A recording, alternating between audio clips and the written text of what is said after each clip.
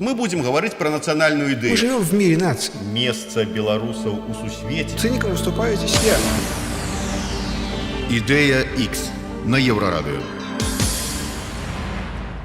Вітаю ўсіх слухачоў Еўрарадыё. В эфіры чарговы выпуск праграмы «Ідэя X». Праграмы, падчас якой мы працягваем, нягледзячы ні на што, шукаць, прамаўляць і намацаваць беларускую нацыянальную ідэю. Як звычайна, вядучыя ў студыі Максим Гаруноў і Зміцер Лукашук. Сёння ў нас у гасцях палітычны аналітык, аглядальнік Артём Шрайбман. Добрый дзень, Артём. Добрый. Артём, мы калі с тобой дамаўляліся на запіс гэтай праграмы, ты выказаўся такі не тое, што нават як скептык, а як вот ввогуле разбуральнік міфаў пра патрэбу нацыянальнай ідэі. Там так прогучала ледзь не такая фраза: да на халеры яна патрэбная, эта нацыянальная ідэя. Ты сапраўды так думаеш, ці гэта была такая пошук адмазкі, каб не прыходзіць на запіс? Да, как говорят в таких случаях на английском both, и то, и то.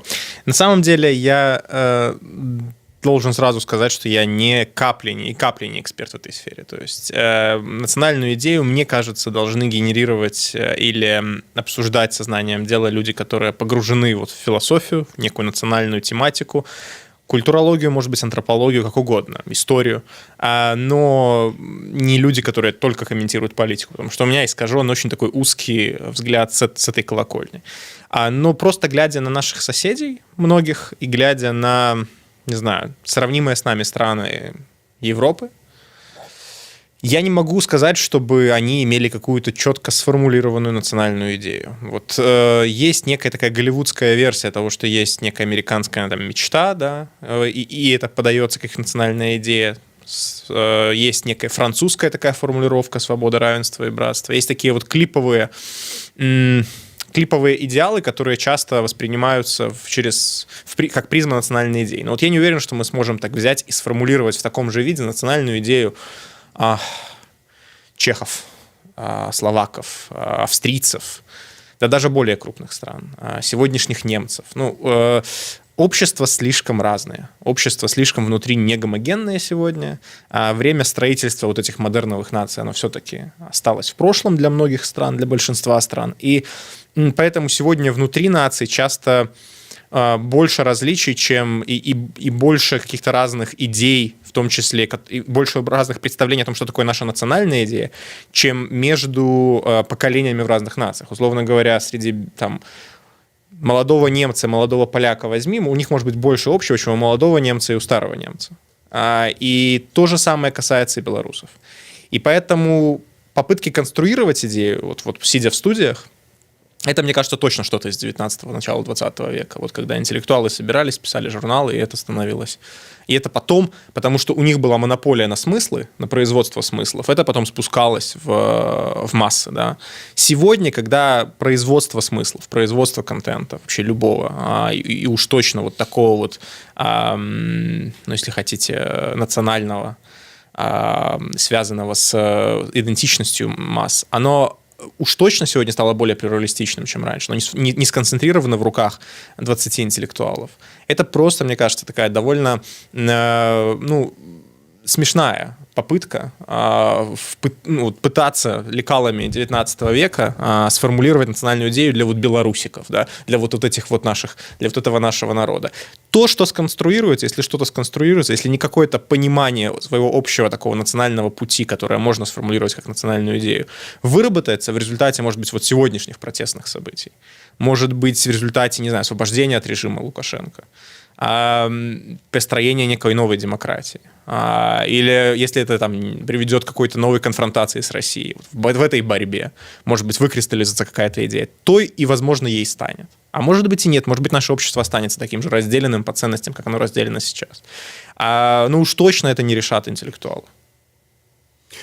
Так, я з табой у пэўнай частцы згодны. І чаму вельмі важна было для мяне, каб прыйшоў менавіта вось аналітык, які, в прынцыпе, назірае за працэсамі, я не выключаю таго, што мы не сфармулюем ідэю, нават запрасіўшы усіх самых выбітных людзей, которые пройдуць яны ў выніку праз гэтую студыю, што мы па выніку сфармулюем нацыянальную ідэю, якую там спусцім масы скажуць: вау!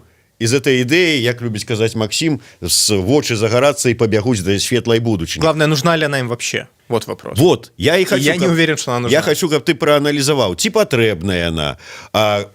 Можа быць, ты зараз назіраеш за тым, як яна выкрысталізоўваецца, гэтая ідэя, ці Нет, я думаю, что мы можем спросить вот даже на улицах, хотя это не все белорусское общество, но значительная его часть, даже вот на улицах, я думаю, будут разные люди, с разными ценностями, и их будут объединять какие-то такие наиболее общие гуманитарные ценности. Мы против насилия, мы против вранья и так далее. Мы за достойное, справедливое и уважительное отношение власти к обществу, но это не тянет на некую отличительную национальную идею белорусов. Под этим могут подписаться абсолютно все народы, и уж точно политически активные, там, продемократические активисты в этих народах. И тут то же самое. Это некие общие гуманитарные ценности. И дальше вопрос, да, нужна ли нам такая некая сформулированная национальная идея. Мне кажется, что во многом, особенно для молодежи сегодняшней и для вот нашего поколения, это все-таки некий реликт. Реликт прошлого, потому что национальные идеи нужны в моменты свершений, в моменты неких национальной борьбы, национально-освободительной некой, может быть, там,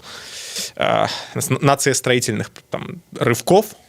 Но сегодня скорее стоит говорить о том, что Беларуси нужна и встроится потиху своя некая идентичность. И это другое. Идентичность вряд ли можно сформулировать в предложении. Да? Но это, по крайней мере, вот коллективное осознание себя чем-то единым. Чем сформулированный вот конструкт идея.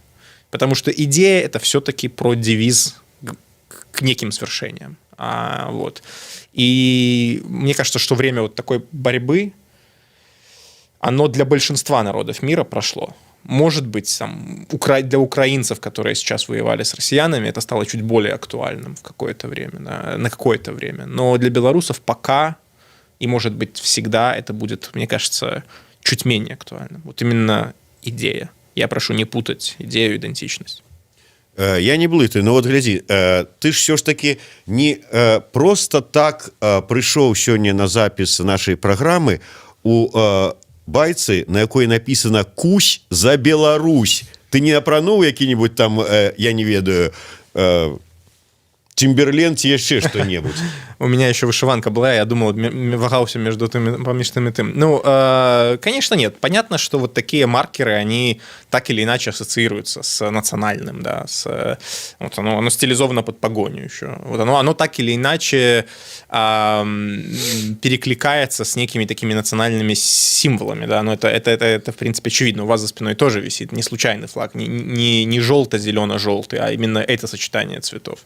Но насколько это распространено в обществе? Насколько можно сказать, что вот эта символическая приверженность этим символам, она объединяет всю страну? Я не уверен. Данные опросов об этом не говорят. Конечно, сегодняшние революционные события в Беларуси наверняка поменяют какие-то отношения белорусов, вот в том числе и к бело-красно-белому флагу, и вполне вероятно к отношениям с Россией и так далее, но это не значит, что все общество сплотилось вокруг этого символа. А когда мы говорим о национальной идее, может ли быть национальной идеей то, что разделяется частью общества, но не разделяется второй частью общества, сравнимой с ней?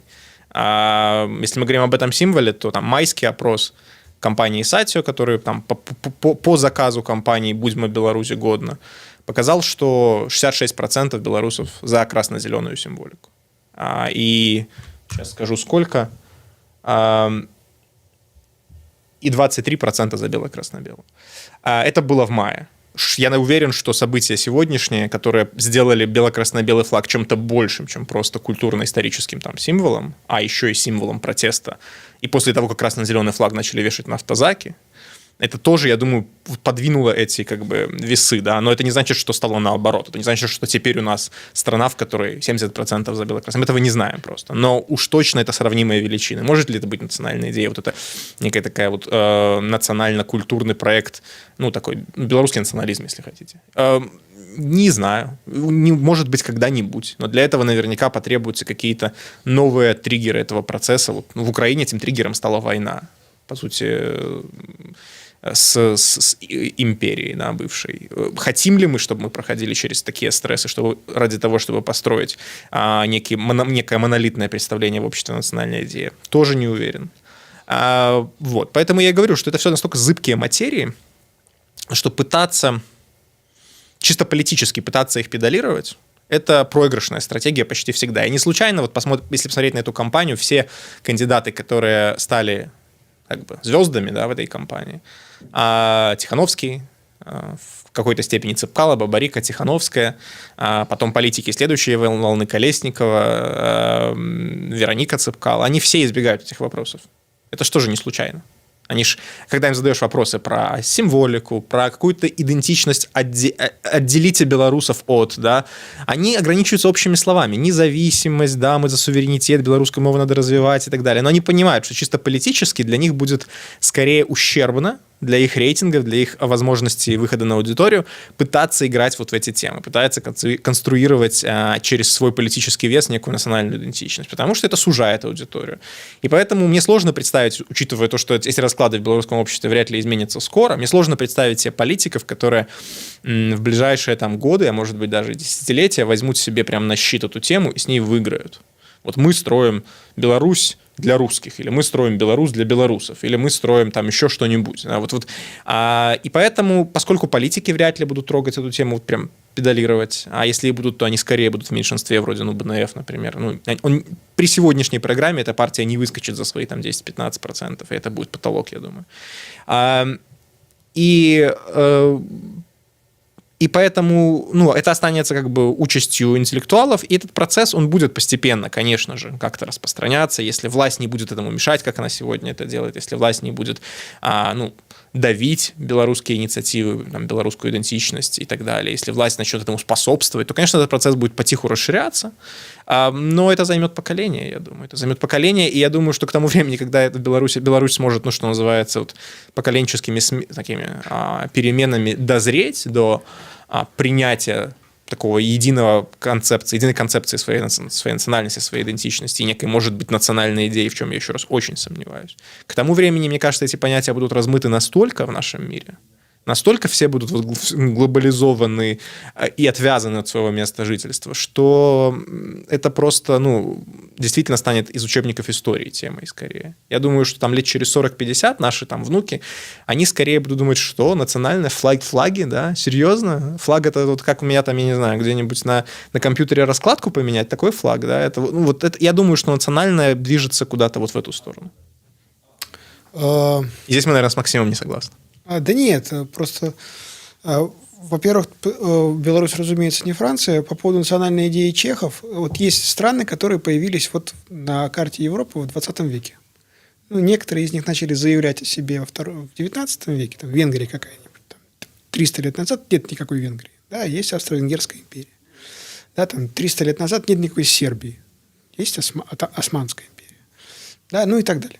То есть страны, которые появились вот недавно, относительно, вот как Беларусь. Вот Беларусь, она в одном ряду со Словенией, со Словакией, с Чехией по части, с латышами, с литовцами, там, с Норвегией. Бывшими югославскими республиками. С бывшими со всеми югославскими, и со всеми странами, которые появились в Африке, вот когда Британская империя ушла. У них национальная идея очень простая. Я хочу всего хорошего, что вот есть сейчас на этой земле, хочу демократию, хочу образование, хочу технологии, хочу медицинское там, обеспечение, я хочу школы, я хочу организацию труда, организацию города. Вот все, что есть сейчас лучшего на этой планете, я это хочу себе сейчас. Но я хочу это на своем языке. Собственно, это и было и есть главное требование любого вот такого нового национального государства. То есть, допустим, когда литовцы объявили о своей независимости, они приняли конституцию, которая, в общем, была американской. Потому что, что есть самое классное сейчас? Вот мы создаем нашу маленькую Литву. Мы не можем все переехать в Америку и стать там американцами, наслаждаться современностью. Да, вот не жить этой трудной, тяжелой, полной бед там, и боли, и горя жизнью на земле, там, как крестьяне, а вот наслаждаться современностью, городом, да, долгой жизнью, хорошим образованием, грамотностью. Да, там, я умею читать. Вот. И мы не можем себе поехать туда, в Америку, и там быть успешными. Поэтому мы берем все, что у них есть хорошего, и делаем здесь. А чтобы нам было удобно, мы это делаем на нашем языке. И это и есть главная программа всех национальных государств, всех националистов, от норвежцев, когда они уходили от Швеции, там, до исландцев, до, я не знаю, там, ЮАРа. Они все про это. То есть это какие-то особые отдельные идеи, какие-то вот, ну, такие вот... Ну, не везде в Африке свои языки восторжествовали. Ну, для них это как бы... Для многих это даже... метрополии. Для них это даже не проблема. То есть пропал язык, неважно. Мне надо, здесь не язык. Ну, язык это как бы, ну, это хорошо, если он есть. Мне здесь надо, чтобы вот велодорожка, как в Голландии, как в Амстердаме, да, избирательная система, ну, я не знаю, как в Америке. Да, все верно. Я думаю, что плюс-минус это актуально и для белорусов, только вот, и это отличие в том, что ты очень важную фразу сказал, удобно. Да? Чтобы нам было удобно, да, мы это будем на своем языке утульно делать. Да, так вот в Беларуси так получилось, что утульно для большинства на русском. Ну, пока да. Мы не знаем, как оно будет дальше. Это, собственно... Были ли, вот я хуже знаю историю, чем ты, и уж точно историю национализмов я знаю хуже, чем ты.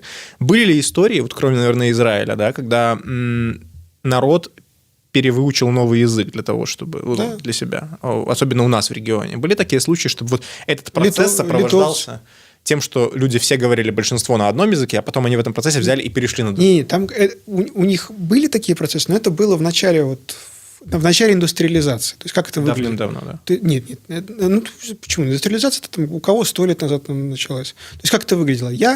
Допустим, я славянский крестьянин. И мне надоело копошиться с репой. Там, я еду в город.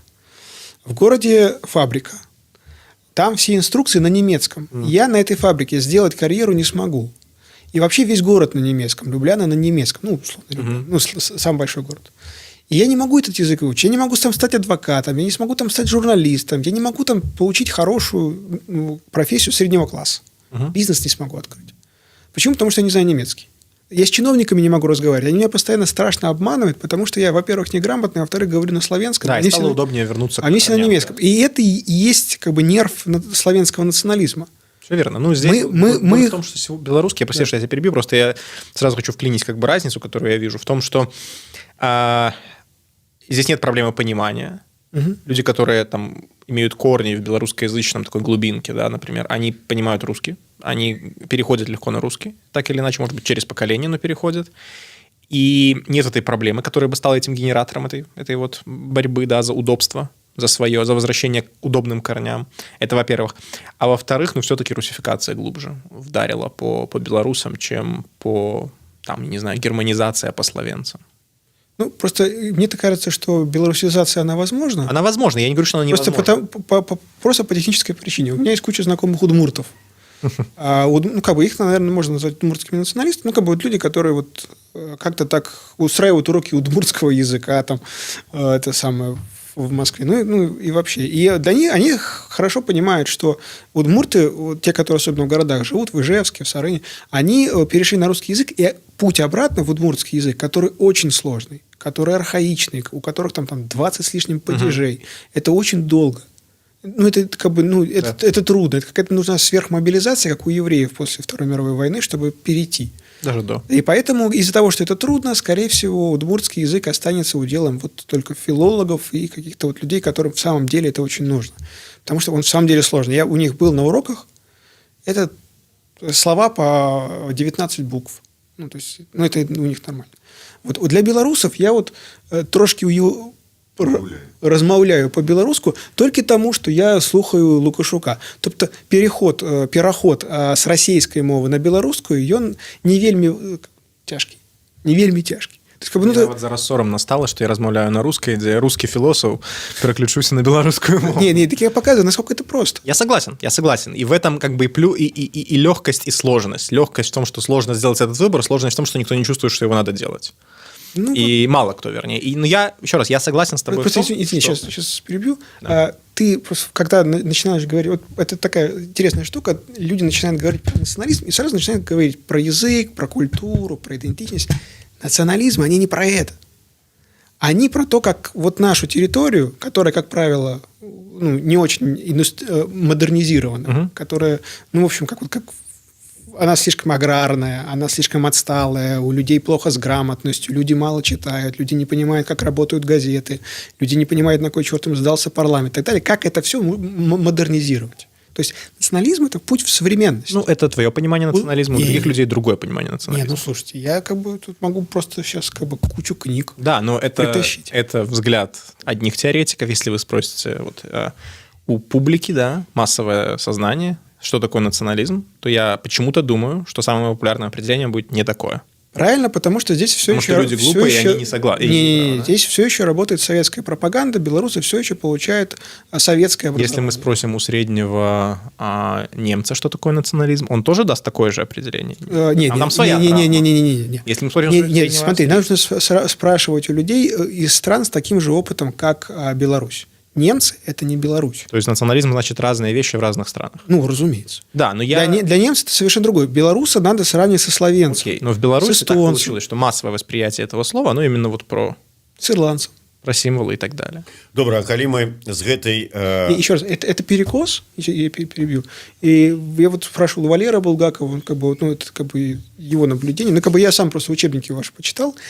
Белорусские учебники, они построены по истории, видение истории, да, оно выстроено по Советскому Союзу. Да, а Советский Союз – это там внутри большая борьба националистов с коммунистами. Это это такие... Все верно. Я сейчас скорее о очень таких глубоких философских вещах, о том, кто имеет право определять термин. Да? И философы, знатоки, интеллектуалы, или если в обществе распространено такое отношение к национализму, то для этого общества национализм – это вот это. И если в белорусском обществе сегодня национализм ассоциируется с белорусской мовой, бело-красно-белым флагом, не знаю, чем, может быть, вышиванкой, может, чем-то еще, и не обязательно, что это ругательное слово, для многих это, наоборот, хорошо, но вот это и есть та коннотация национализма, то, может быть, в Беларуси для белорусов это и есть национализм. Мне кажется, это все временно. Может быть. Потому что представим себе, что сейчас у белорусов получится, у белорусских граждан получится взять под контроль свою страну. Угу. И предположим, что здесь начнется реформа образования университетов. И предположим, что это сюда сейчас начнут массово возить... У меня есть замечательные данные как раз про это. С того же опроса. Май 2020 года проводился белорусскими национально ориентированными компаниями Будьма и Годно. 67% считают, что можно быть белорусами без белорусского языка. Только 29% хотели бы больше белорусской мовы в вузах и школах. 47% не хотели бы больше.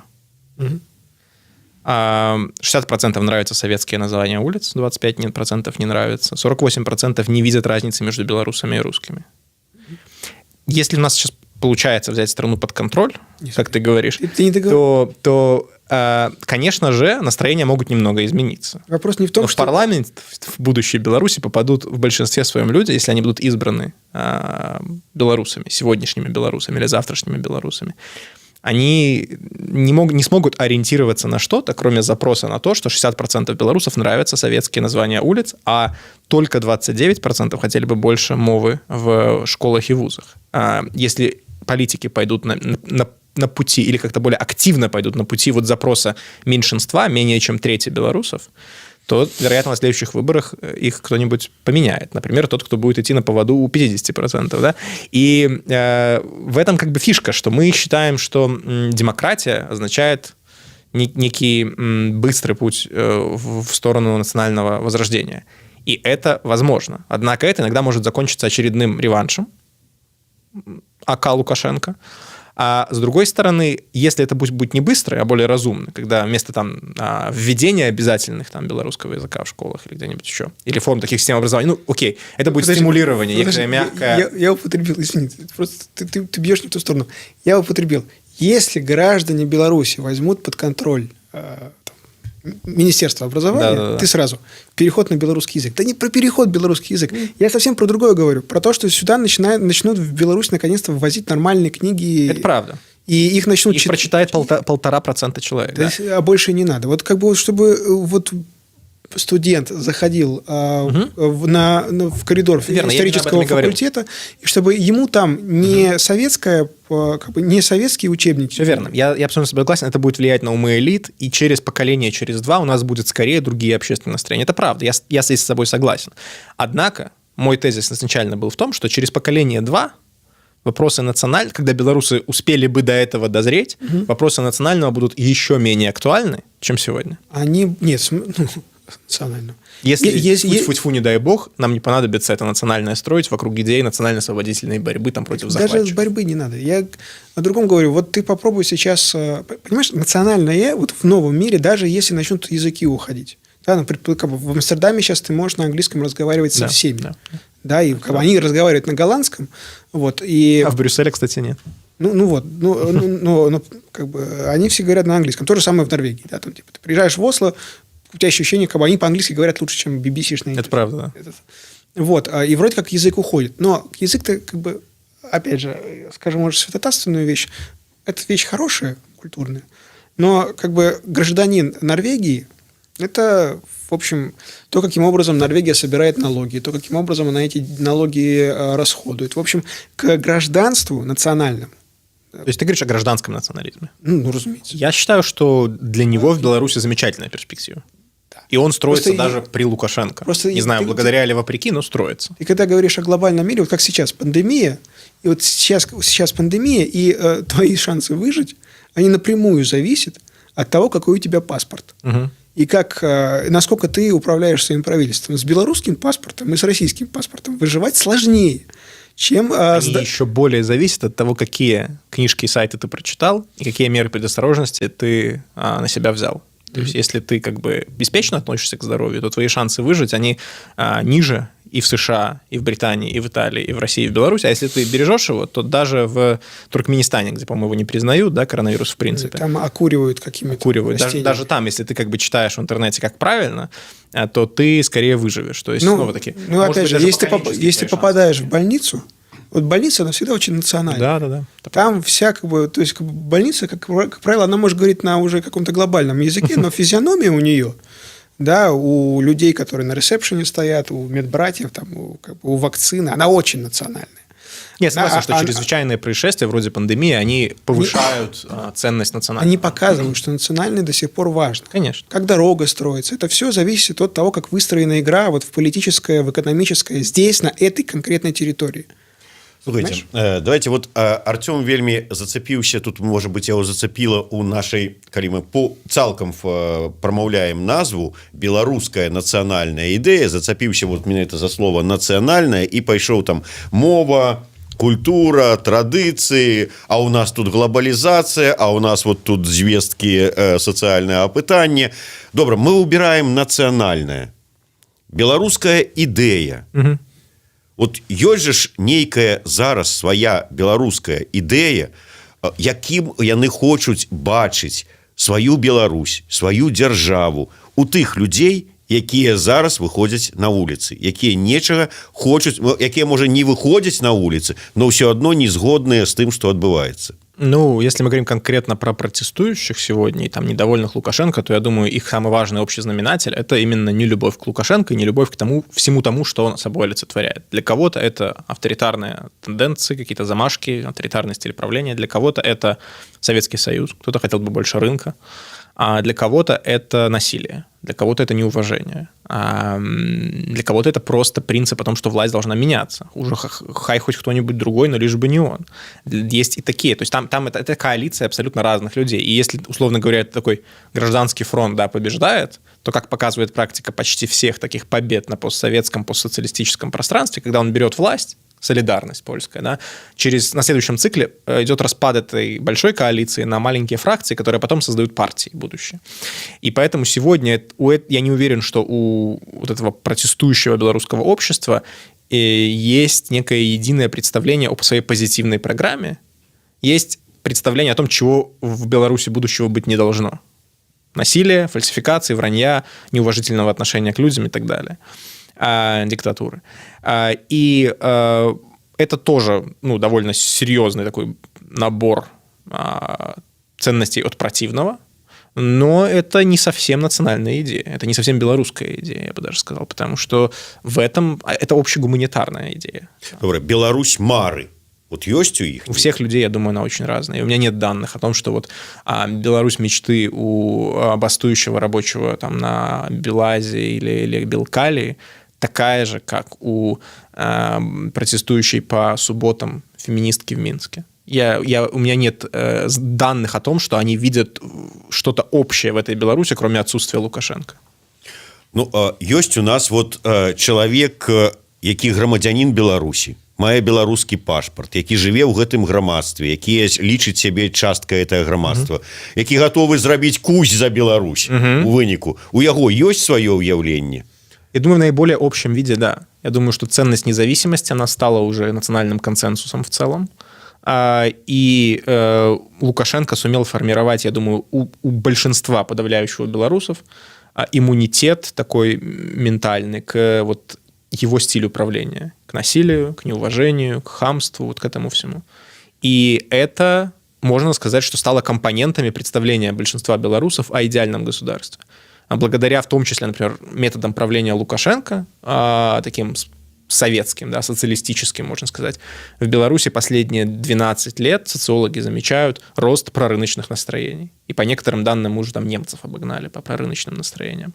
Это тоже от противного. Люди хотят чего-то другого, дистанцируются от того, что есть сейчас, и заявляют, вот мы хотим другого. Когда они окунутся в это другое, далеко не факт, что все останутся там же, да, останутся вот среди сторонников этого же концепта. Но и даже в этих вопросах общество разделено. И поэтому я уверен, что если мы сегодня бы провели глубинный ценностный опрос белорусского протеста, ну вот особенно на его пике, там, 16 августа, когда там больше там, 200 тысяч было в Минске, вот если опросить из них там 10 тысяч, например, для очень крутой выборки, то мы бы, я думаю, получили бы там, ну, в целом, конечно, крен в какую-то либерально-демократическую сторону, не в смысле Гайдукевича, а в смысле ценностей, но в целом там были бы, я думаю, и пророссийские, и не пророссийские, и националисты, и глобалисты, и либералы, и социалисты. Там, я думаю, был бы полный спектр. И феминисты, и консерваторы в плане семейных ценностей, и те, кто толерантно относится к ЛГБТ, и нет. Тутбай сегодня стал очень, ну, таким, можно сказать, продемократическим порталом. Да? Если вы почитаете тексты, почитаете, что пишут на форумах, это антилукашенковская аудитория. Туда ты вбрасываешь, например, или там редакция пишет текст про то, что Папа Римский не так давно заявил, что однополые союзы можно было бы легализовать, и в комментах такой консервативный такой адок, да, идет. Ну, потому что белорусское общество, оно очень разное, в том числе и белорусское протестующее общество, оно очень разное. Знаешь, тут вот есть автовокзал, и на автовокзале есть кофейня. Ну, такая, для этих самых, для водителей. Там, я помню, когда в один из первых моих самых приездов в Беларусь, там то самое, ну, покупаешь кофе, и стоит такой стаканчик бумажный для типс, ну, для этих, как, для чаевых. И там было написано «Для переезда в нормальную страну». Я спросил, а там была девушка. Это было уже года 3 назад, и, по-моему, она уже переехала. Это самое. И я ее спрашиваю, а нормальная страна это где? Да, и у тебя разброс вариантов большой, как бы, да, в Тибет. Не знаю, может, она как-то очень духовность любит. В Тибет. Или в Монголию. Там дацаны эти самые. Вот. Или там, не знаю, в Китай какой-то. Или еще что-то. Она такая. А у нее ответ был такой. Эстония. Или Дания.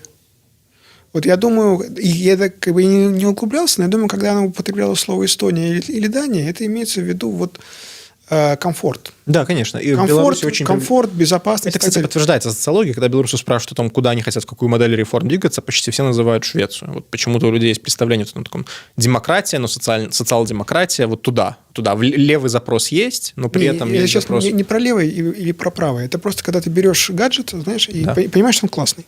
Он работает, тебе нравится. Все понятно, все легко, все замечательно. И я хочу его. Он дорого стоит, но я его хочу. Вот, и здесь то же самое. То есть, как бы, мне кажется, у белорусов, да, если мы так начнем углубляться, там как бы все противоречиво, за геев, против геев, там, трансгендеров, полиции. Это не часть национальной культуры. Вот, но главное, я вот в этом мире есть пример, как можно жить гораздо лучше, гораздо приятнее. Да, с меньшим количеством боли, с меньшим количеством грусти. Все верно, но насколько это тянет на более-менее такую постоянную идею? То есть, допустим... Нам не один раз говорили, что национальная идея может быть вот по периодам. Вот на этот период, на ближайший... Да, в этом смысле, безусловно, да. И на период преодоления как бы, последствий этой власти, я думаю, что вот такое вот Я бы назвал это лозунгом, там, не знаю, он очень не секси, но мне кажется, он подходит большинству белорусов. Спокойное Не развитие. ориентуйся на вечерку. Да. Спокойное развитие. Вот это, наверное, такая общая как бы концепция, которая бы в себя бы вобрала чаяние большинства белорусов. Против каких-то резких шагов, но в то же время мы уже надоело быть в застое. Вот некое такое то, что там Дмитриев довольно удачно сформулировал как мирные перемены когда-то. Я думаю, что это, в принципе, было бы апеллировало к большинству. Это очень общая, очень такая, еще раз, не, как говорит Вечерка, не секси-идея, но если мы начнем ее сужать, вот комфорт и понимание о комфорте, что тоже общая идея, мы начнем ее сужать, то мы увидим дробление на партии. Ну, там будет дробление, как мне кажется. Вот из того, что ты сказал, это будет дробление по поводу того, каким образом этого достичь. Ну, конечно. Кто-то будет считать, что нужно побольше крестов. Кто-то, если побольше молиться, то, в общем, скорее у нас жизнь станет комфортной. Кто-то решит, что нужно побольше левого, кто-то решит, что нужно побольше либерального. Но общая рамка для всех – это комфорт. И я еще скажу по поводу там, типа, это самое, национального этого всего.